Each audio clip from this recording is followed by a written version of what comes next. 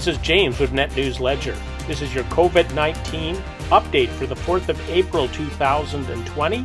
We've joined by Premier Ford, speaking from Queen's Park, giving an update along with Deputy Premier Elliott.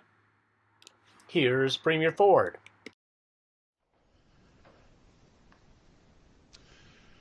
Well, good afternoon. From day one, I've been clear. We'll use every tool in our toolbox. We'll take every step possible. We'll do whatever it takes to beat COVID-19. We're taking immediate action based on the best available data from our top experts. Earlier this week, I said you deserve the same numbers, the same information that I see as Premier. And yesterday, you saw those numbers. They were stark and they were sobering. We all know now that tens of thousands of lives are at stake. But we also know that we collectively have the power to flatten the curve and save lives. The numbers clearly showed that together we've saved thousands of lives. But we also know that we can't stop now. Yesterday's numbers showed us what happens if we succeed and what happens if we fail. Right now, as a province, we are in a fight of our lives. And the difference between winning this fight and losing this fight is the difference between life and death. And in this battle, we can't, we won't leave anything on the table. That's why this afternoon we will issue another province-wide emergency alert. The message will be clear. Stop the spread. COVID-19 can be deadly. The time to act is now. Everyone but essential workers need to stay home. Only go out if absolutely necessary to pick up groceries, prescriptions, or go to the medical appointments that you have. Ignoring self-isolation or physical distancing advice can have devastating effects and endangers lives. Protect yourself and others. Stay home. If it takes standing here every single day, if it takes mass messages to every single person in Ontario to save even one life, I'm prepared to do that. And we took further action yesterday to direct more businesses to close or offer contact-free services. And before I continue, I just want to say, I know we've all had to make sacrifices. Daily life has ground to a halt. Companies and workers have lost their livelihoods. We've asked most of you to stay home, and I know many families are worried about their income. These have been tough decisions to make, but they're the right decisions. And I want you to know we're doing everything we can to bring an end to this pandemic. To the hardworking men and women still working to keep our province running, I also thank you. We need to make sure everyone still has the access to the food, medication, and essential supplies they need. And we couldn't do that without you. As I've said before, Ontario has some of the strongest supply chains in the entire world, and that includes our province's food supply chain. I can't thank them enough. You are my heroes. Thank you to our farmers. Thank you to the folks working in the process factories. Thank you to our truck drivers, grocery clerks, all those working in bakeries and cheese factories. To every single person who is helping to keep the shelves full, from farm to fork. Thank you, and God bless the people of Ontario. Okay, we'll move to the phone line. First question. First question comes from Cynthia Milligan from City News. Please go ahead. Hello, Premier. Jamie noticed on his way in this morning that many shops along Yonge Street have been boarded up. I have a restaurant owner who says he's been broken into 4 times since the restrictions began, which is very unusual. He says he's being looted. Are you concerned about looting breaking out with fewer people around at night, and what measures can be taken to stop it? Well, we've had many conversations with the chiefs of police. My Solicitor General has daily conversations, and it was a concern. I mentioned it yesterday. We have to make sure the supply chain continues. It's absolutely critical that we have food on the shelves and essential items on the retail shelves. If you don't, you have civil disobedience. It turns into anarchy, and that's unacceptable.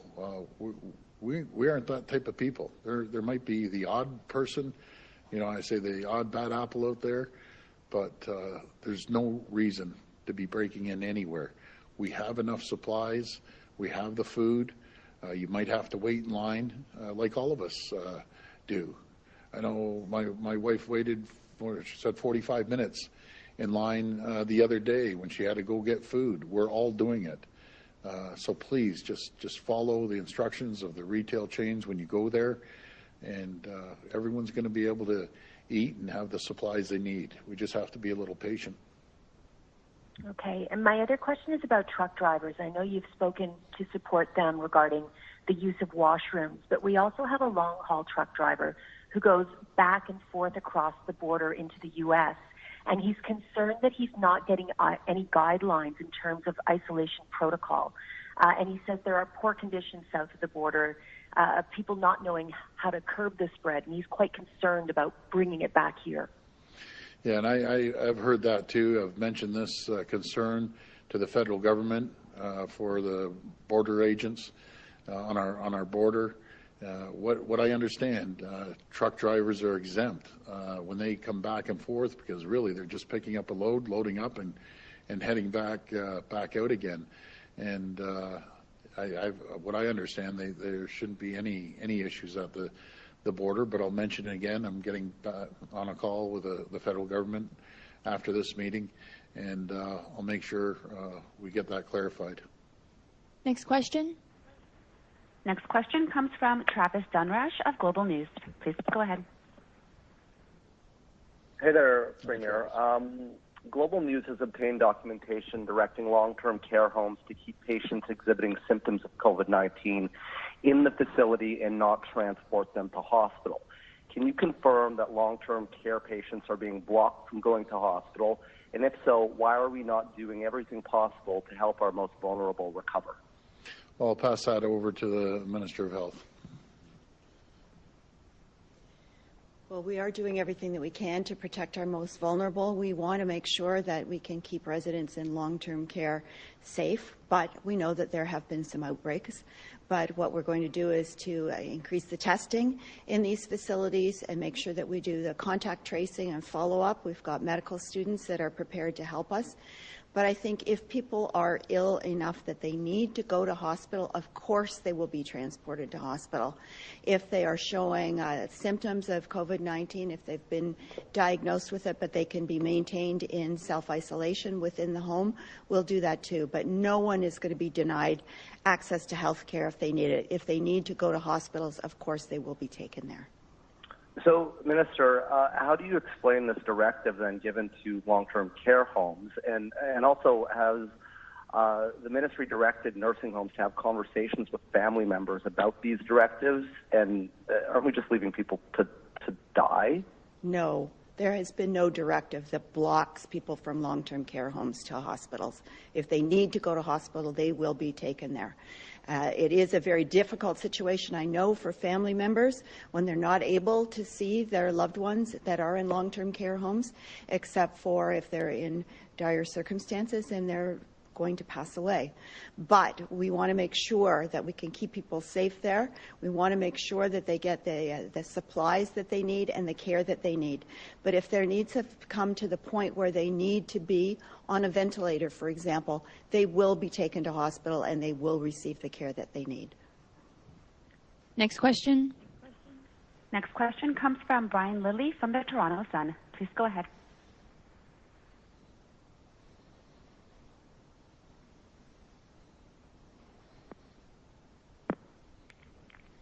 Hi, Premier. Hi, Brian. You have obviously been concerned about supply chain from the beginning, and your announcement today is about that as well. Mm-hmm. I'm not sure it's something that people understood at the beginning, but now that we're seeing the United States say no to COVID-19, you obviously have concerns about the food supply. Do you think that the public is understanding the need to keep certain industries open and certain parts of the economy going based on this, and how concerned are you about the food supply? Well, I think we have a pretty good food supply right across our country right now. I'm always concerned, but I don't think the presidential order on the food, he was focusing on the food. He was focusing on companies like 3M and other essential items that people need for PPE. And I had a conversation. Matter of fact, I've talked to Penny, the president of 3M, twice this morning. I'm very, very concerned. Our order hasn't been fulfilled yet, and I just got to thank 3M. 3M's doing a great job.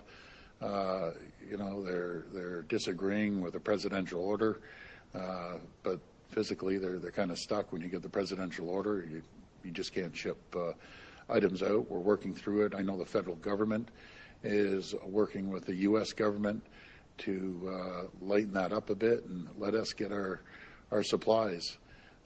But again, we're going to do everything we can to make sure that we have the supplies. I know the federal government have had a few issues getting supplies in from around the world, and it's getting tight. But I definitely need the federal government's support on this. We've been working great together, and they're doing everything they can. But we have to get more supplies. We're relying on the federal government to get supplies flown in from around the world. It's absolutely critical. I just can't stress it enough that we need their support. We need it now. And I know I'll be getting on the phone again shortly after this press conference and just asking them when we can get our supplies. It's critical. And Health Canada, we have great people in Health Canada, and I know they're inundated, but we have to get Health Canada approval on these masks and a few other items that we have up there. So we have to rattle some cages in a good way, because I know everyone's under pressure right now. But we can't wait weeks for these approvals any longer. We need them. I've been saying this for the last few days. We're waiting. Well, patients are running thin right now. We need to get these approvals going until we can get our own masks produced right here with the company called Woodbridge. They're actually up in Woodbridge, Ontario, and get them producing it. I can't stand relying on other countries and other leaders when we have the capabilities right here in Ontario. As I said yesterday, we have the engineering might here, the technology here. We just need to get these approvals going and make sure that we have these companies up and running right now.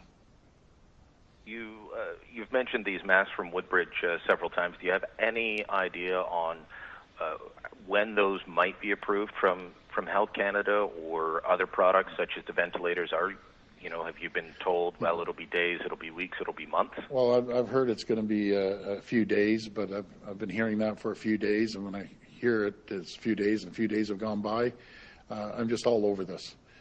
Like literally, that's my 100% focus, getting these PPE items in, no matter what it takes, get these approvals.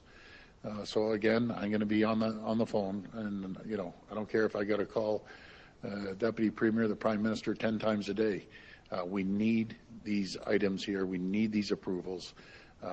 Like yesterday, we need them. I can't stress it enough. Next question. Next question comes from James Moore from News Talk 1010. Please go ahead. Hi, good afternoon. So on the issue of those protective masks, the Prime Minister said almost 50 million of them were on their way to Canada. Do you know how many Ontario will get and how they'll be distributed once they get here? Well, hopefully proportionally, based on population. we're just close to 40% of the population. We would expect 40% of the items. I also heard the Prime Minister mention Quebec. I love Francois Legault, but he should get his fair share. We should get our fair share, and the rest of the country should get their fair share. And again, the federal government is doing everything they can. They're working hard. But, if there's, you said 30 million masks, for 40%, it's 12 million. We need those masks. I just can't stress it enough. So, I'll be on the phone all day, all night if I have to. I'll be like a dog on a bone to these folks to get this thing going. And do you think you could please clear up the rules for us on construction projects or specifically renovations in private homes? Would those be considered an essential service given what's going on right now, and are those businesses allowed to operate? Yeah, I'll answer. Then I'm going to pass it over to my Minister of Finance. He was working on the essential service list, but we have 45,000 families over the next few months that are expecting to get in a home. And if even if it's only 2 people in the family, which I believe there's more than 2 people, but that's 90,000 people that will be homeless. So we just need to make sure that the homes that are weeks and maybe a month away, we get them finished and get people, make sure they have shelter. There's nothing more of an essential service than shelter and food. So we'll do everything we can to make sure that we move it forward. But pretty well, we've closed the vast majority of the construction trade down, any commercial, industrial. They had a food chain building going up. I won't name the food company, but one of the large food chain drive-through folks in Vic Fideli's area told me that stopped. Any construction, industrial or commercial, it's done. It's stopped.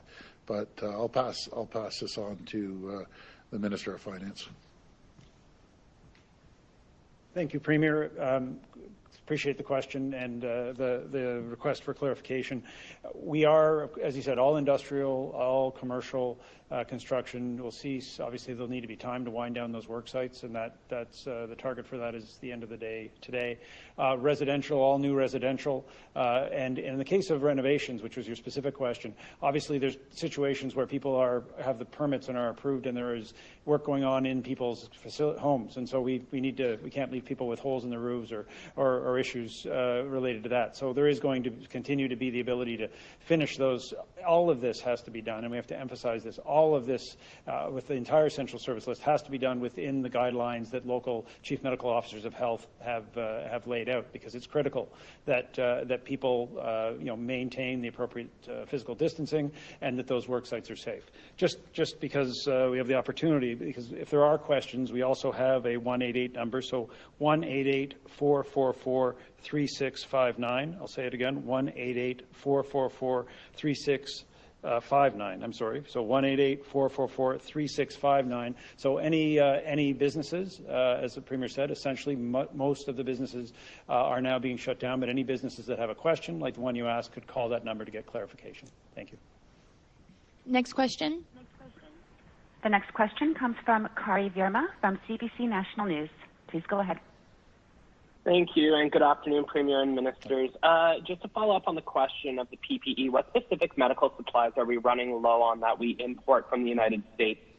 Are you concerned that those orders will not be delivered? And Premier, you alluded to say Ontario has a couple of million N95 masks on order from 3M. Can you provide a more specific number today? And can you elaborate a bit on your conversations with the head of 3M Canada?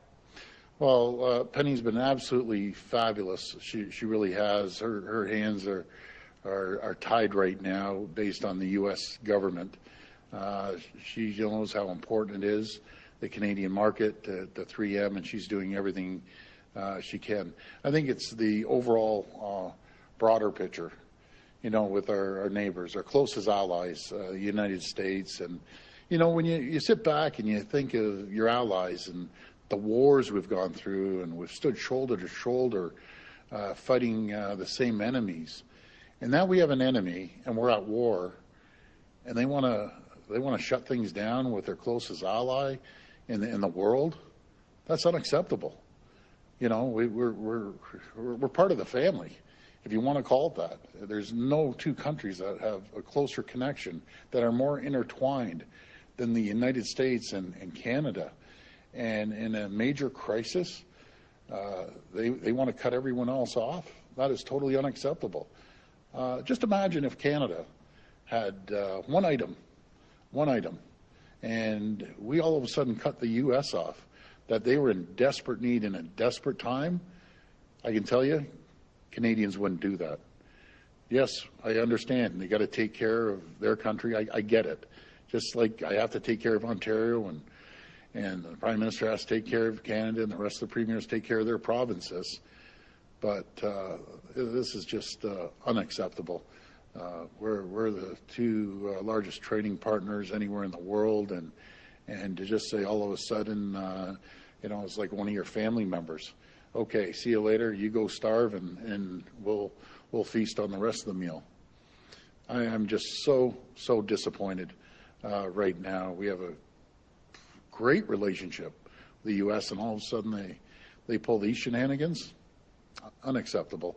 But again, as I said yesterday, we will never rely on any other country moving forward.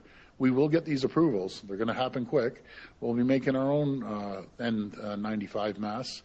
We're going to make sure that we make our own ventilators, and the nitrile gloves too. We'll make our own, because I'm not relying on anyone else any longer when we have the manufacturing capabilities and the technology here and ingenuity. When the cards are down, you see who your friends are. And I think it's been very clear over the last couple of days who our friends are. And do you know who our friends are? Every Canadian, look in the mirror. That's who our friends are right now. But we'll make sure we get these masks going. Thank you, Premier. Sorry, I'm going to try and squeeze in two questions in here. One is a follow-up to the point you made.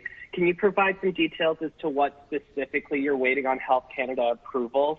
And to the Minister of Health, when was the first directive to long-term care facilities about how to manage a COVID outbreak? And when did ministry officials tell long-term care facilities to separate the sick from the unsick? And can you provide some details on what the latest directives are to long-term care facilities? So I'll answer mine real quick. Anything to do with health, be it medication or any health devices, have to go through Health Canada. They do their testing to make sure that, be it the N95, or as I said yesterday, they're called N96, to make sure they're safe for people to put on every single day in a medical environment, hospital environment. So we're waiting for their approval. But I can assure you, I'm all over this right now. And again, I want to thank the federal government for their support. We have a great relationship. But someone has to rattle some cages up there in Health Canada. They're great people, and I understand they're inundated, but it's not about business as usual. It's not about, a week goes by or 2 weeks go by. We need this in hours and days. Put everything else aside. This is going to protect lives. It's going to save lives, not just here in Ontario, across the country. And we'll be on to them. I promise you that. I'll pass this over to Minister Elliott. Well, as always, we have been relying on the advice and counsel of the Chief Medical Officer of Health for Ontario, and we knew as we saw what was happening internationally with COVID-19 that Ontario wouldn't be spared. We knew that it was going to be coming into our province. The Chief Medical Officer of Health gave us his advice, and we've been following it since then. We were the first to close the schools. We declared the emergency order on March 17th. We've been narrowing the scope of essential businesses, but certainly as far as long-term care homes were concerned, as well as retirement homes and other places where people are living in a congregate setting, we knew that they were going to be particularly vulnerable. So we have been watching out for them ever since. We know that there have been some outbreaks, and we have to increase our precautions, increase our testing, do our COVID follow-up testing.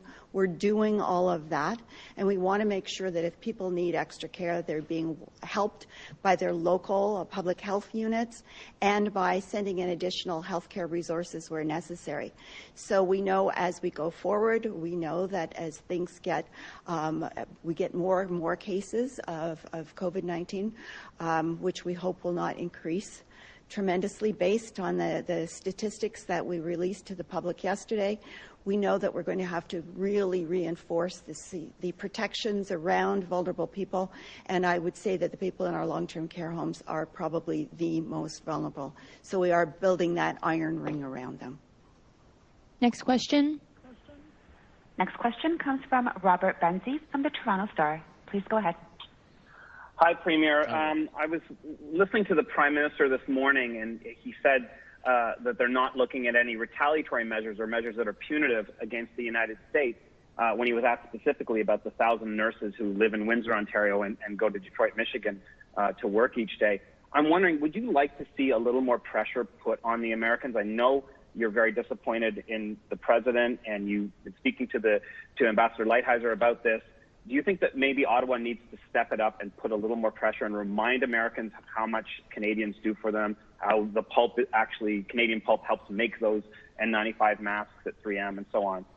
Yeah, we do, just on fuels, we do over $80 billion a year, and automobiles, I think $50 billion, and other manufacturing, I think it was $30 billion.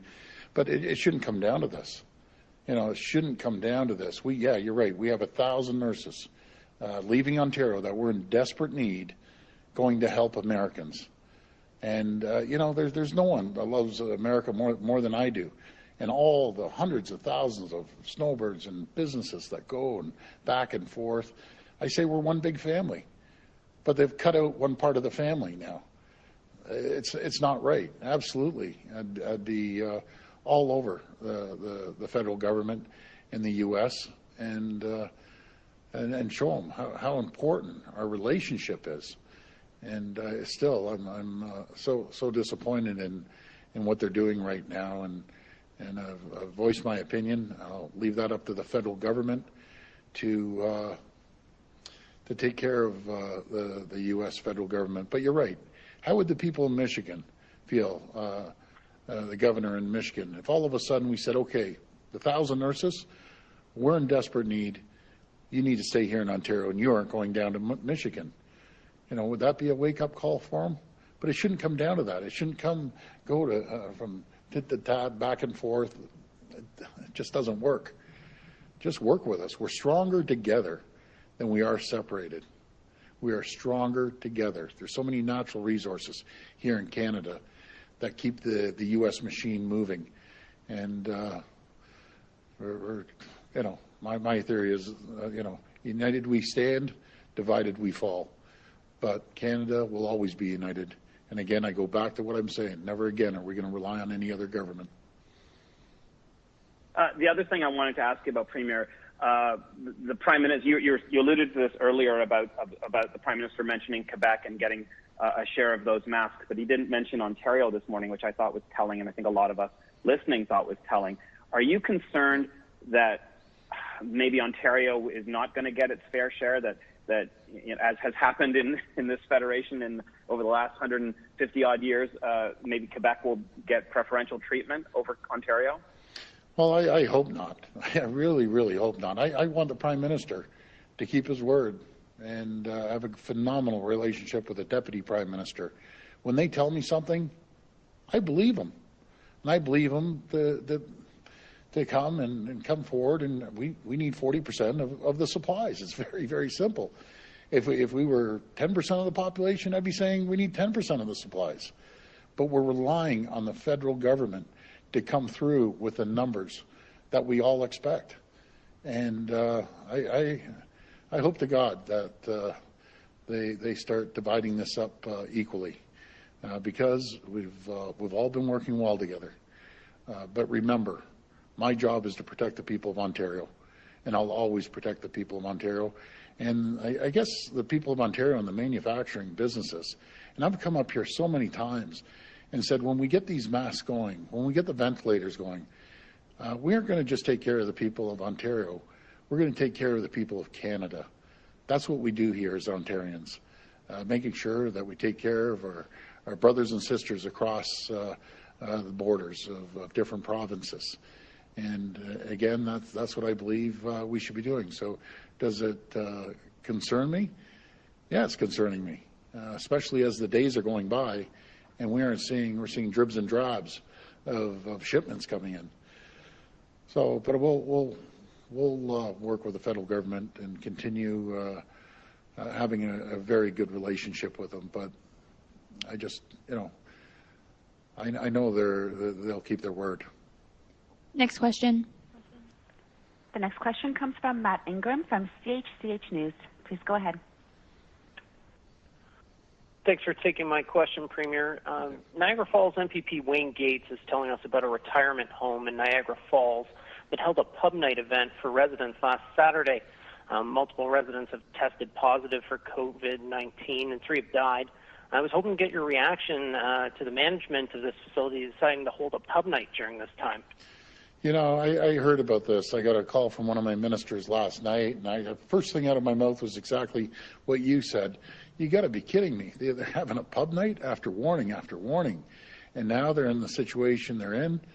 Well, we're doing everything we can to support them.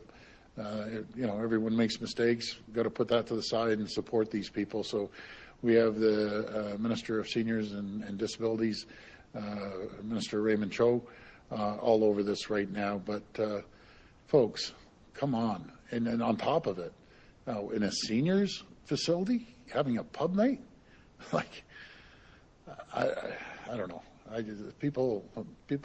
Most people are using common sense. But folks, you can't have pub nights in a seniors building when we're saying we need to put an iron ring around the seniors and long-term care. It just can't happen. So, but we're there to help them, and I'll be reaching out to Wayne this afternoon. But I've heard about this late last night. And my follow-up to that would be, do you think that the retirement home should be investigated when you say that the minister is all over this? Is that what you mean? Is there well, he's there to help them, but they have to answer some questions. Who came up with this idea of having a pub night when we're in the middle of a crisis and we're telling everyone social distance and make sure you stay at home, or in that case, stay in the room as much as you can. But yeah, no, they're going to have to answer some questions. That's for sure. Next question. It's really unbelievable if you think about it. Next question. The next question comes from James Murray from Net News Ledger. Please go ahead. Premier, thank you for taking my call. It's been a lot of Southern Ontario media. It's good to be from Thunder Bay and Northwestern Ontario to ask you. First of all, we're getting a lot of concern across the Northwest over cottagers and campers coming into this part of the province to stay in the area. What can be done on this? From Kenora area, you get campers who come in from Winnipeg, and in the Thunder Bay area, we get a lot of people from the United States. Yeah, no, I've heard this. I've been on this with Minister Greg Rickford, our minister and representative up in Kenora. I was on the line last night with them as well. Number one, we have to get the message out to the cottagers. Please don't go up to your cottage. And with our friends in Manitoba that are coming over to Kenora, as Greg said, if this wasn't happening, absolutely, we welcome them. But they can't be coming into Kenora, as Minister Rickford said last night. I think we have a couple beds in the hospital, ICU beds, and God forbid something ever happens to someone in Manitoba. We're obviously going to take care of folks, but why put the strain on a great town like Kenora, or even put a strain on the grocery supplies that they have up there? So I'm pleading, I'm asking people, just stay at home as much as you can. It's unfair to these smaller towns that don't have the capacity to handle it. And hopefully, if at the borders, they shouldn't be coming up through the Canadian border in the first place, unless it's an essential service, it's a job, or essential goods are being shipped across the border. Our American neighbors should not be allowed up here right at this time. We welcome them any other time, but at this point, please just stay down in the United States. Thank you, Premier. And in follow-up, to shift the direction a bit, we're getting reports up here in Thunder Bay for Thunder Bay District Housing that is doing evictions of some tenants in some of the public housing. The other week you said that there are no evictions and the Sheriff's Office is not working on that right now. What message would you share on evictions and tenants and adding to the stress of low-income people? I thought we were pretty clear on the eviction, so now I'm going to follow up with the folks up in Thunder Bay. We'll be all over this, and I'll jump on this today. That's the first time I've heard that. Again, we pass legislation. You don't get evicted if you don't pay your rent. In saying that, I've said it over. If you have a job, you can pay rent. Pay rent. I repeat it. Pay rent. But I'll be on these folks up in Thunder Bay. Okay, that's all the time we have. Okay, thank you, everyone. Enjoy the weekend to the best of your ability. Thank you.